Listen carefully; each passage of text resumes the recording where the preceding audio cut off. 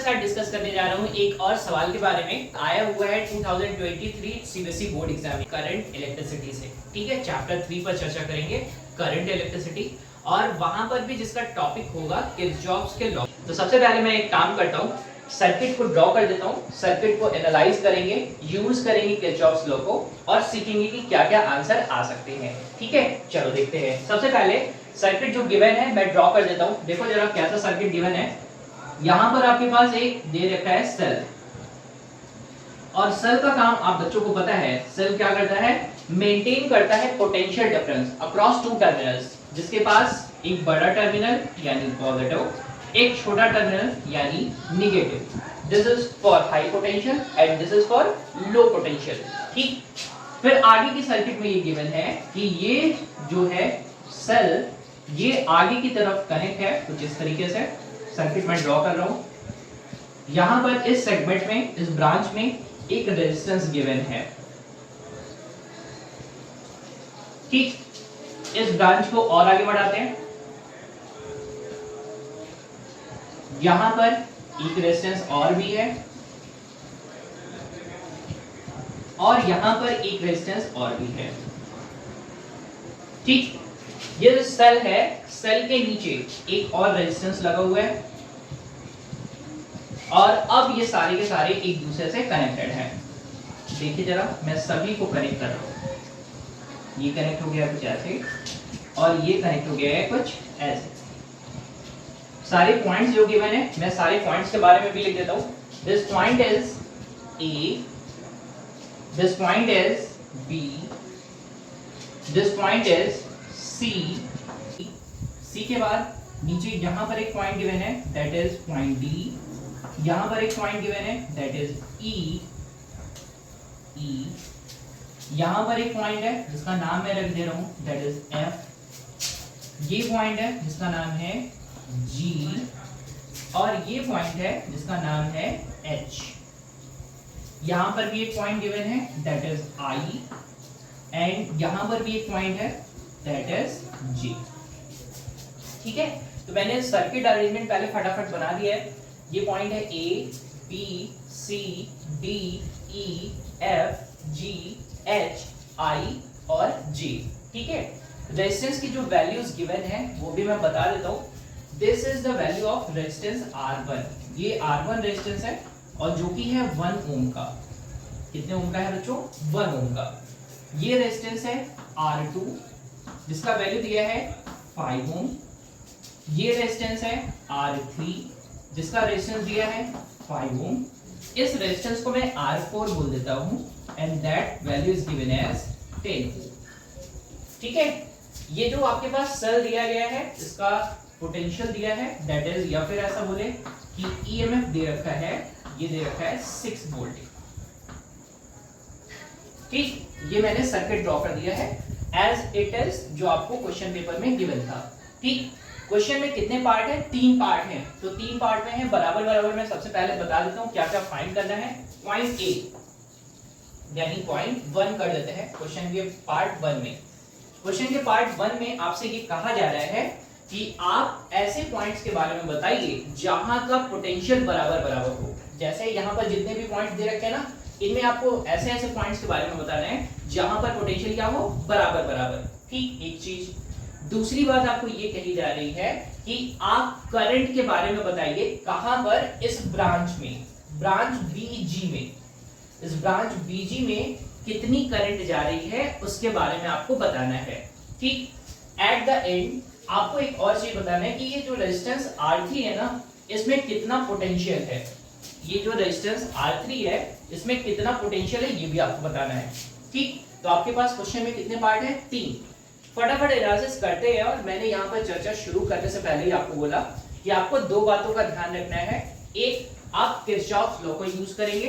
दूसरा, आपको circuit analysis के बारे में आना चाहिए थोड़ा मोड़ा। ठीक है, किस तरीके से एनालाइज करते हैं। किरचॉफ के जो हम लोग रूल पढ़ते हैं या नियम पढ़ते हैं वो बेसिकली 2 ही पढ़ते हैं। फटाफट जरा मैं सबसे पहले एक काम कर देता हूँ, करंट को फाइंड कर देता हूँ। ठीक, करंट को फाइंड कर देता हूँ कि इस ब्रांच में कितना करंट जाएगा। ठीक है, पोटेंशियल के बारे में तो मैं फटाफट बता ही देता हूँ। तो एक काम करते हैं ना, पहले पोटेंशियल ही सीख लीजिए जल्दी जल्दी से। यहाँ पर देखो इस सेल का ईएमएफ दे रखा है 6 वोल्ट। आपको अच्छे से पता है करंट फ्लो करता है high potential to low potential, high potential से चलेगा लो पोटेंशियल तक जाएगा, ठीक है। चार्ज भी same as it is follow करता है। कंडक्टर के केस में एक बात हम लोग सीखते हैं that current flows from high potential to low potential. तो ये रहा बड़ा पोटेंशियल और ये रहा छोटा पोटेंशियल। करंट यहां से चलना शुरू करता है, लेट करते हैं कितना करंट जा रहा है आई, ये स्मॉल आई जा रहा है करंट, ठीक है ना। ये स्मॉल आई करंट है और ये आई पॉइंट्स है ना, इस पॉइंट के बारे में देखेंगे। करंट यहां से चलेगा, सेम यहां पर भी आई ही जाएगा, यहां पर भी, यहां पर कितना जाने वाला है। अभी देखो ये ना, इसको हम लोग बोलते हैं दैट इज नोड और जंक्शन। क्या बोलते हैं? नोड और जंक्शन, जहां पर ब्रांचेस अलग अलग हो जाएं। अभी क्या रहेगा, आई यहां से चल रहा था, यहां पर भी कितना है आई। लेट करते हैं इस वाली ब्रांच में करंट जा रही है I1। कितनी करंट जा रही है I1। इस वाली ब्रांच में कितनी जा रही है I2। ठीक, अप्लाई करते हैं किरचॉफ का करंट लॉ। करंट लॉ क्या सजेस्ट करता है? एट एनी नोड और जंक्शन, इस नोड पर, इस पॉइंट बी पर जितनी करंट आ रही है उतनी ही करंट जा रही होगी। तो I बराबर हम लोग क्या लिख सकते हैं? I बराबर लिख सकते हैं that is I1 plus I2। ठीक है, this is your equation number 1 according to Kirchhoff current law. That is, मैं लिख देता हूं यहां पर according to Kirchhoff current law. Kirchhoff current law के हिसाब से I is equal to I1 plus I2। कहां पर? At node B. ठीक है, चलिए आगे चर्चा करते हैं। तो इसमें करंट कितना जाएगा? यहां पर कितना जाएगा I2। इसमें भी करंट कितना जाएगा? वो भी जाने वाला I2। I2 ही जा रहा है पूरी की पूरी ब्रांच पे। यहां पर से कितना करंट आ रहा है? वो आ रहा है I1। यहां पर एट द एंड कितना हो जाएगा? वो हो जाएगा I। यहां से I1 आ रहा है, यहां से I2 आ रहा है, मिलकर कितना हो जाएगा I। इसमें करंट कितना जाएगा I। जितना करंट चला था उतना ही करंट आ जाएगा। ठीक है, चलिए एनालिसिस करते हैं। फर्स्ट पॉइंट मैंने लिखा है, मैंने क्वेश्चन के फर्स्ट पार्ट को अभी थोड़ा सा रोका हुआ है। पोटेंशियल फटाफट बताएंगे कहां कहां पर बराबर बराबर होगा। उससे पहले मैं करंट फाइंड कर देता हूं जल्दी जल्दी से, फिर हम लोग चर्चा करेंगे। ठीक है, अब हम लोग यूज करने वाले हैं किरचॉफ का वोल्टेज लॉ। देखो जरा पॉइंट 2 करके, Kirchhoff voltage law. Kirchhoff voltage law क्या होता है? किरचॉफ वोल्टेज लॉ हम लोग यूज करते हैं किसी भी मेश और लूप में। कहां पर यूज करेंगे बच्चों? किसी भी मेश और लूप। मेश और लूप का मतलब क्या है कि भाई मेरे पास एक क्लोज काइंड ऑफ अरेंजमेंट होना चाहिए। जैसे यहाँ पर आप देख सकते हो, यहाँ पर आप 2 लूप या 3 लूप आराम से बना सकते हो। 2 लूप कैसे या 3 लूप कैसे? पहला लूप आप बना सकते हैं A B, यहाँ पर है I, यहाँ पर है G, यहाँ पर है H, फिर A। Loop number 1 that is A B I G H A। It's a close arrangement. एक लूप ये हो गया। दूसरे लूप की चर्चा करें तो लिखते हैं B C D E G G F G और I फिर B। ये हो गया दूसरा अरेंजमेंट। ठीक, तीसरे अरेंजमेंट की चर्चा कर लेते हैं या तीसरे लूप की चर्चा कर लेते हैं। तो करेंगे A B C D E F G H और A। कितने लूप बनेंगे? 3। लेकिन मुझे क्या करना है? मुझे 2 ही इक्वेशन से काम चला लेना है। क्यों? क्योंकि मेरे पास 2 ही अननोन है। एक पहला दैट इज I1, एक दूसरा I2। अगर मुझे दोनों के बारे में पता चल जाएगा ना, तो फिर मुझे I भी मिल जाएगा। तो मैं 2 इक्वेशन से ही काम चला लेता हूँ। तो देखो जरा, मैं सबसे पहले 2 लूप बनाता हूँ। लूप नंबर 1 की चर्चा करते हैं। तो लूप नंबर 1 मैं डिसाइड कर देता हूँ इसको बना देते हैं लूप 1। और मैं कैसे चलता हूँ? हमेशा चलना पसंद करता हूँ क्लॉकवाइज। तो मैं क्लॉकवाइज चलना पसंद करता हूँ। मैं इस रेजिस्टेंस को थोड़ा साइड कर देता हूँ। ये 10 ओम का रेजिस्टेंस है, ठीक है। और मैं कैसे चलता हूँ? हमेशा क्लॉकवाइज। जब भी सर्किट को एनालिसिस करिए ना, तो एक ही रूल को फॉलो करिए हमेशा। तो मैं हमेशा कैसे चलता हूँ? क्लॉकवाइज चलना पसंद करता हूँ। यानी कैसे चल रहा हूँ? A B I G H A। अब देखो जरा करना क्या रहता है। इसको मैंने बोला है लूप नंबर 1। तो मैंने लिखा है इन लूप। कौन सा लूप है? That is A B I G H A। This is loop number 1। ठीक है, अभी क्या करेंगे कि इसमें जितने भी potentials, the sum of algebraic sum of all the potentials is equal to 0। यहां पर क्या था, किसी भी नोड या जंक्शन पर जितनी भी समेशन ऑफ करंट होगी वो क्या हो जाएगी 0। ये है किरचॉफ का करंट लॉ। वोल्टेज लॉ क्या कहता है, इस लूप में ना जितने भी वोल्टेज है सभी को जोड़ दो और सभी को जोड़ने से कितना आ जाए 0। तो अभी क्या करें, सभी वोल्टेज को जोड़ना शुरू करते हैं। मैं ट्रिक यूज करता हूँ क्या, जो मैं आपको भी बता दूं। जहां से शुरू करते हैं ए से बी पर पहुंचे, यहाँ पर कोई भी इलेक्ट्रिकल एलिमेंट नहीं है। बी से आई पर पहुंचते हैं, यहाँ पर भी कोई इलेक्ट्रिकल एलिमेंट नहीं है। आई से जे की तरफ आते हैं, एक इलेक्ट्रिकल एलिमेंट यानी एक रेजिस्टेंस गिवन है, दैट इज 10 ओम का, जिसमें करंट कितना जा रहा है I1। ध्यान देंगे मेरे चलने की डायरेक्शन में अगर करंट भी चलेगी उस एलिमेंट को पॉजिटिव ट्रीट करेंगे। कैसा ट्रीट करेंगे, पॉजिटिव। तो मैं यहाँ पर लिखता हूँ दैट इज वोल्टेज क्या हो जाएगा, that is I into R and that is taken as positive 10 I1। I1 को मैं ना अभी मैं कैपिटल I की हील कर देता हूँ सब जगह पर, ताकि इस पॉइंट में और इसमें कंफ्यूजन नहीं होगा। तो मैं इसको सब जगह पर ये इसको कर दे रहा हूँ I1, ये है कैपिटल I, ठीक है, और इनको भी मैं सब जगह पर कैपिटल I ही कर देता हूँ, ठीक है, ताकि इस कंफ्यूजन से बच जाएंगे। इसमें भी कितना जा रहा है, ये जा रहा है I1, इसमें कितना है, ये है I2, ये है I2, ठीक है, इससे तो कोई दिक्कत नहीं है ना। चलो यहाँ पर भी कितना है, ये है I, यहाँ पर भी कितना है, ये है I। अभी तो कोई दिक्कत नहीं है, मैंने बस स्मॉल को ना कैपिटल से रिप्लेस कर दिया। क्यों, क्योंकि मैं ये पॉइंट देख रहा था, तो इससे बच जाएंगे। अभी क्या करेंगे, मैंने लिखा है 10I1। फिर आते हैं कहां पर, J तक पहुंचे थे, J से पहुंचेंगे G पर, कोई इलेक्ट्रिकल एलिमेंट नहीं है। G से पहुंचेंगे H पर, कोई भी इलेक्ट्रिकल एलिमेंट नहीं है। H से पहुंचेंगे आगे की तरफ, तो दिखता है एक एलिमेंट कौन, 1 ओम रेजिस्टेंस वाला, जिसमें करंट कितनी जा रही है I, और I का मतलब आपको मैंने पहले बता रखा है, दैट इज 1। क्या लिखेंगे, that is I1 plus I2। I का मतलब क्या है, I1 प्लस I2, करेक्ट। इस अब सेल के पास पहुंचते हैं, तो मेरे चलने की डायरेक्शन में जो भी टर्मिनल पहले आएगा, तो मैं किधर जा रहा हूँ, इधर की तरफ, तो टर्मिनल कौन सा आया, छोटा वाला, तो क्या लिखूंगा माइनस में। जो भी आएगा टर्मिनल छोटा आएगा, जो भी तो माइनस में, टर्मिनल बड़ा आएगा तो लिखेंगे प्लस में। माइनस करके मैं लिखूंगा कितना, दैट इज 6। 6 क्या है, इस सेल का EMF, and that is equal to 0। मैं इस R1 को भी थोड़ा साइड करूं, ये है R1 इज इक्वल टू 1, ठीक है, इज इक्वल टू कितना 0। इक्वेशन को सेट कर लेते हैं, तो मेरे पास आ जाएगा 10I1 और यहां से मिलकर 11I1 plus I2 is equal to 6। This is your equation number 2, ठीक है। अब दूसरे लूप का चर्चा कर लीजिए। दूसरा लूप कौन सा है, B C D E F G और B, ठीक है, दूसरा लूप नंबर 2। देखो जरा, इन लूप नंबर 2 मैं डायरेक्टली लिख रहा हूं, इन लूप 2 पर चर्चा करते हैं, ठीक है। इक्वेशन में डायरेक्टली लिखूं, देखो जरा, आप भी क्लॉकवाइज ही चलो। कैसे चलेंगे, क्लॉकवाइज। जो भी जितना भी वोल्टेज मिलेगा सब जगह पर उसको सभी को जोड़ देंगे।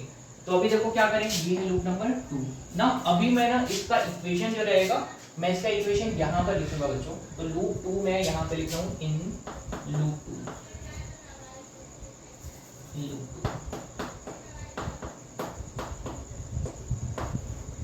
ठीक है। लूप 2 की चर्चा कर लेते हैं। इक्वेशन में यहीं पे लिखता हूँ, यहाँ से यहाँ पर पहुंचेंगे, कोई इलेक्ट्रिकल एलिमेंट नहीं है। C से आगे की तरफ चलते हैं, इसमें करंट कितना जा रहा है, दैट इज I2। कितने ओम का रेजिस्टेंस है, 5 ओम का, मेरे चलने की डायरेक्शन में, यानी 5I2, ठीक है। इनके पास आते हैं, ये रहा R3, दोनों सीरीज में ही है। आप क्या करें, दोनों रेजिस्टेंस को डायरेक्टली ऐड भी कर सकते हैं, 5 + 5 10, जिसमें करंट कितना जा रहा है I2। तो मैं डायरेक्टली लिख देता हूँ 5I2 यहाँ पे और 5I2 यहाँ पर है, तो मिलकर कितना हो जाएगा 10I2। डायरेक्टली मैंने लिखा है, किसी को कोई दिक्कत नहीं होनी चाहिए, ठीक है। कैसे, ये वाला रेजिस्टेंस और ये वाला रेजिस्टेंस दोनों कैसे हैं, सीरीज में। सीरीज में दोनों का इक्विवेलेंट क्या आ जाएगा, दोनों बढ़कर बड़े हो जाएंगे, यानी 5 + 5 मिलकर कितना हो जाएंगे 10। यानी R2 प्लस R3, ठीक है, जिसमें करंट कितना जा रहा है I2, वही लिख दिया है। यहाँ पर पहुंचते हैं, कोई नहीं है। यहाँ पर आगे की तरफ चलते हैं, अभी मेरे उल्टे डायरेक्शन में ये, तो उल्टे डायरेक्शन में क्या क्या लिखेंगे, निगेटिव में, ठीक है। कितना है 10 और करंट कितनी I1, ठीक है, is equal to what, that is 0। तो अभी मेरे पास कितना आ जाएगा बताओ जरा, यहाँ पर मेरे पास कितना है 10I2 है, यहाँ पर मेरे पास कितना है 10I1, ठीक है। अभी क्या करेंगे, बस दोनों को सॉल्व कर लेते हैं। तो मेरे पास यहाँ से कितना आ जाएगा, I1 is equal to I2। I hope किसी को कोई दिक्कत नहीं होगी यहाँ तक। I1 किसके बराबर आ जाएगा, I2 के। अब मैं अगर यहाँ पे सेट कर दूं, कहीं पर भी सेट कर दूं, देखो जरा I1 और I2 अगर इन दोनों को मैं, तो यहाँ पर I1 कितना है I2 के बराबर है, तो मेरे पास अगर मैं एक I1 का वैल्यू निकालूं, ठीक है, तो I1 का वैल्यू क्या हो जाएगा, देखो जरा, या I के सेंस में कितना हो जाएगा, तो वो निकल जाएगा मुझे, ठीक। दोनों इक्वेशन, एक इक्वेशन ये है और एक इक्वेशन ये, इसको मैं नाम दे देता हूँ इक्वेशन नंबर बी। I1 की जगह पर कितना सेट करना है I2, यहाँ पे रखते हैं जरा, तो यहाँ पर कितना है 10I1 प्लस I2 की जगह पर कितना सेट कर दें, I1 बराबर कितना 6, तो यहाँ से मेरे पास आ जाएगा 12I1 इज इक्वल टू कितना 6, तो I1 इज इक्वल टू कितना आ जाएगा, that is 6 upon 12, that is 1 divided by 2। ये आ चुका है I1 का वैल्यू, ठीक, इसका वैल्यू आ चुका है I1 का, करेक्ट, कोई गड़बड़ तो नहीं करेंगे। I1 का वैल्यू आ गया। अब I1 किसके बराबर है, I2 के बराबर है, तो मैं यहाँ पे डायरेक्टली लिख सकता हूँ कि भाई I2 बराबर भी कितना होगा, हाफ एम्पियर। I1 और I2 क्या है, बराबर बराबर। लेकिन अगर मैं I की बात करता हूँ तो I कितना होगा, यहाँ से कितना करंट चला, 1 एम्पियर का, इसमें कितना गया, हाफ, इसमें कितना गया, हाफ, ठीक है, समझ में आएगा, कोई गड़बड़ तो नहीं करेंगे। अब देखो जरा, यहाँ पर आपको सिंपली पूछा गया है कि करंट बीजी आर्म में कितना जा रहा है, तो आप बता सकते हो कि भाई हाफ एम्पियर के बराबर जा सकता है, तो ऑप्शन बी आपका मिल चुका है, यानी क्वेश्चन का सेकंड पार्ट आपने सॉल्व कर रखा है। फिर आके एक काम और कर लेते हैं, अब जल्दी जल्दी से पोटेंशियल को जरा ध्यान से समझेंगे, एक बार में ही समझेंगे आप सभी लोग, कहाँ कहाँ पोटेंशियल बराबर है। ये कितने वोल्ट का दे रखा था, 6 वोल्ट, ठीक। जो भी सेल या बैटरी होता है उसका काम है सिर्फ to maintain the potential difference across two terminals, दो टर्मिनल के बीच में पोटेंशियल डिफरेंस को मेंटेन करके रखना। यानी यहाँ और यहाँ का अगर मैं दोनों का पोटेंशियल डिफरेंस करूँ ना, हाई पोटेंशियल और लो पोटेंशियल का, तो मुझे कितना मिलेगा, 6 वोल्ट। तो लेट कर लेते हैं ना कि ये वाले का पोटेंशियल कितना है, 6, ये ऊपर वाले का पोटेंशियल मैंने माना 6 और नीचे वाले का कितना, 0, इसका पोटेंशियल 6 और इसका पोटेंशियल 0, तो यहां पर पोटेंशियल कितना है, ए का पोटेंशियल है 6 वोल्ट, ठीक। सेम पोटेंशियल, यहां पर कोई इलेक्ट्रिकल एलिमेंट नहीं है, बी पर भी पोटेंशियल कितना, 6 वोल्ट, यहां भी कोई इलेक्ट्रिकल एलिमेंट नहीं है, यहां का पोटेंशियल कितना, 6 वोल्ट, यहां आई पॉइंट पर आते हैं, यहां का पोटेंशियल कितना, 6 वोल्ट, ठीक। आपको देखो कितना अच्छे से पता है, क्या पता है कि जहां पर कोई इलेक्ट्रिकल एलिमेंट नहीं मिलेगा और जब भी अगर हम कोई पैरेलल कॉम्बिनेशन कर देंगे तो वहां पर पोटेंशियल क्या रहेगा, सेम ही रहने वाला है, पोटेंशियल में कोई चेंज नहीं आएगा। सीरीज कॉम्बिनेशन में क्या होता है, वोल्टेज डिवाइड्स होते हैं, जैसे यहाँ पर, यहाँ का पोटेंशियल कितना है, 6 वोल्ट। अभी यहाँ का देखो रेजिस्टेंस कितना है, 5 ओम का है। इसके मैं पूछूं जरा, बताओ जरा कि यहाँ पर कितना पोटेंशियल ड्रॉप हुआ, तो आप क्या बोलते हैं कि इसके पास R2 में पोटेंशियल ड्रॉप कितना होगा, वो आपके पास रेजिस्टेंस कितना है, 5 ओम का। आपके पास करंट कितना जा रहा है, I2 का वैल्यू हम लोग निकाल चुके हैं ऑलरेडी, हाफ एम्पियर। तो क्या करेंगे, दैट इज यहाँ पर है R, यहाँ पर क्या है, that is I into R कर लेंगे, ठीक है ना, V is equal to I into R। तो यहाँ पर मुझे कितना मिलेगा, दैट इज 2.5 वोल्ट, ठीक। मतलब 2 कितना चला था, यहाँ पे कितना था, 6, कितना ड्रॉप हुआ, 2.5। डी पर पहुंचते हैं, डी पर पूछे भाई कितना, तो रिमेनिंग कितना बचेगा, दैट इज 3.5 वोल्ट। यहाँ पर कितना बचेगा, यहाँ पर बचेगा 3.5 वोल्ट। अब ये 3.5 यहाँ पर है, ठीक है ना। अब देखो यहाँ पर R3 है, तो R3 में कितना ड्रॉप होगा, तो इसके पास करंट कितना जा रहा है, हाफ एम्पियर का। फिर से इसमें कितना, इसके पास कितना वोल्टेज पहुंचेगा, 2.5 वोल्ट। रिमेनिंग कितना बचेगा, रिमेनिंग इस पॉइंट पर बचेगा कितना, 3.5 में से 2.5 चला गया, कितना वोल्ट बचा, 1 वोल्ट। ठीक, आगे चलते हैं यहाँ पर भी कितना रहेगा, 1 वोल्ट। ठीक, यहाँ पर रेजिस्टेंस कितना है, 10 ओम का है। ठीक है, करंट कितना जा रहा है, हाफ का, तो अभी इसके पास कितना वोल्टेज आएगा, 5 वोल्ट। ठीक है, आई पॉइंट पर कितना है, 6, 5 यहाँ ड्रॉप हुआ, इतना यहाँ पर कितना बचेगा, 1 वोल्ट। यहाँ पर कितना है, 1 वोल्ट। यहाँ पर पता करें तो यहाँ पर कितना है, दैट इज 1 वोल्ट। ठीक, यहाँ पर पता करें इस पॉइंट पर ये इलेक्ट्रिकल एलिमेंट कनेक्ट है, दैट इज 1 ओम का, और इसमें करंट कितना जा रहा है, करंट टोटल जाएगी कितनी, यहाँ पर आई जा रही है, आई का मतलब 1 एम्पियर, तो यहाँ पर कितना आ जाएगा, यहाँ पर ड्रॉप हो रहा है कितना, 1 वोल्ट का, तो यहाँ पर रिमेनिंग बचेगा कितना इस पॉइंट पर, यहाँ पर 1 है, 1 का ड्रॉप हो गया तो बचेगा कितना, 0। एकदम सिंपल स्टडी, बहुत कॉम्प्लिकेट करेंगे ही नहीं सर्किट को।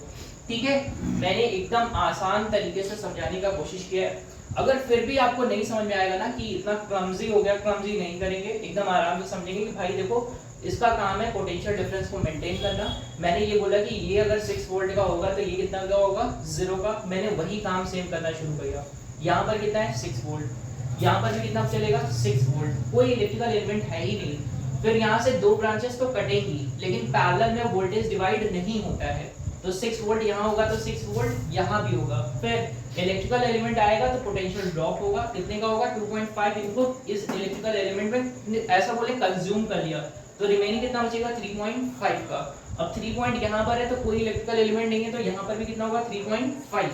अब आ जाते हैं इनके पास यहाँ पर, तो 3.5 में से इसके पास देखो अभी रेजिस्टेंस कितना है, 5 ओम का, तो वोल्टेज कितना, 2.5 वोल्ट। अब यही आपको पूछा गया था सवाल में कि इसमें कितना ड्रॉप होगा, पोटेंशियल कितना होगा, तो 2.5 वोल्ट का, एकदम आसान है। फिर यहाँ पर पहुंचे तो 2.5, 3.5 मेरे पास टोटल था, 2.5 कंज्यूम हुआ, बचा कितना, 1 वोल्ट। यहाँ पर 1 वोल्ट है तो यहाँ पर भी कितना, 1 वोल्ट होगा। फिर यहाँ पर देखो जरा, यहाँ से 6 था, यहाँ पर 5 कंज्यूम हुआ, बचा कितना, 1 वोल्ट का, तो डिफरेंस कर दिया बस, 6 - 5 दैट इज 1 यहाँ पर भी है, तो मेरा सर्किट एकदम करेक्ट है। अभी यहाँ पर आओ जरा, यहाँ पे एच पर, तो यहाँ पर भी कितना है, 1 वोल्ट, कोई इलेक्ट्रिकल एलिमेंट नहीं है, यहाँ पर इलेक्ट्रिकल एलिमेंट है, दैट इज रेजिस्टेंस, 1 वोल्टेज का ड्रॉप हुआ, बचेगा कितना, 0, और मुझे पता है कि यहाँ पर ऑलरेडी हमने 0 रखा था, तो 0 ही तो बचेगा। ठीक है, कोई गड़बड़ नहीं करेंगे। अब बात आती है कहाँ का पोटेंशियल सेम होगा, देखो जरा, 6 volt 6 volt 6 volt 6 volt, A B C और आई, यहाँ का पोटेंशियल कितना होगा, 6 वोल्ट। मैं अभी लिखूंगा नहीं, बता रहा हूँ बस, और ध्यान दीजिए आप लोग, मेरा काम सिर्फ समझाने का।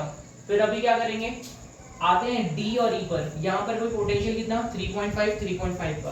फिर आते हैं एफ जी जे और एच, यहाँ का पोटेंशियल कितना कितना, दैट इज 1 वोल्ट। तो आप लिख सकते हैं, क्या लिखेंगे आंसर में कि कहाँ का पोटेंशियल बराबर बराबर होगा, तो मैं इसको रब करता हूँ, लिख देता हूँ यहीं पर कि भाई ए पार्ट जो का जो सॉल्यूशन है वो क्या है, तो लिख देंगे potential at A B C और आई। यहाँ पर पोटेंशियल जो है वो है सभी जगह पर 6 वोल्ट का। यहाँ का पोटेंशियल ए का, बी का, सी का और आई का सभी जगह पर कितना है, 6 वोल्ट का। इसी तरीके से डी और ई, यहाँ का पोटेंशियल है 3.5 वोल्ट का। फिर आ जाते हैं एफ, पॉइंट लिखेंगे एफ, फिर जी, फिर जे और फिर एच, इन सभी का भी पोटेंशियल कितना है, 1 वोल्ट। तो आपके सवाल का जवाब, पोटेंशियल कहाँ बराबर है भाई, इन पॉइंट्स पर 6 वोल्ट है, इन पॉइंट्स पर 3.5 है, इन पॉइंट्स पर 1 वोल्ट है। तो बच्चों मैंने सर्किट को ना एकदम आसान तरीके से सॉल्व किया है। मैं उम्मीद करूंगा कि आपको ये डिस्कशन अच्छा लगा होगा, समझ में आएगा। अगर फिर भी कोई डाउट रहेगा तो आप मुझे जरूर से बताएंगे कि यहाँ पर भी मुझे डाउट है, ठीक है। एकदम नेटवर्क एकदम आसान है, बस आपको याद रखना है कि आपको कौन कौन से लॉज यूज करने होते हैं। तो किरचॉफ का करंट लॉ और वोल्टेज लॉ, बस, ठीक है। ठीक है बच्चों, तो मैं उम्मीद करता हूँ कि आपको ये लेसन अच्छे तरीके से समझ में आया। थैंक यू बच्चों।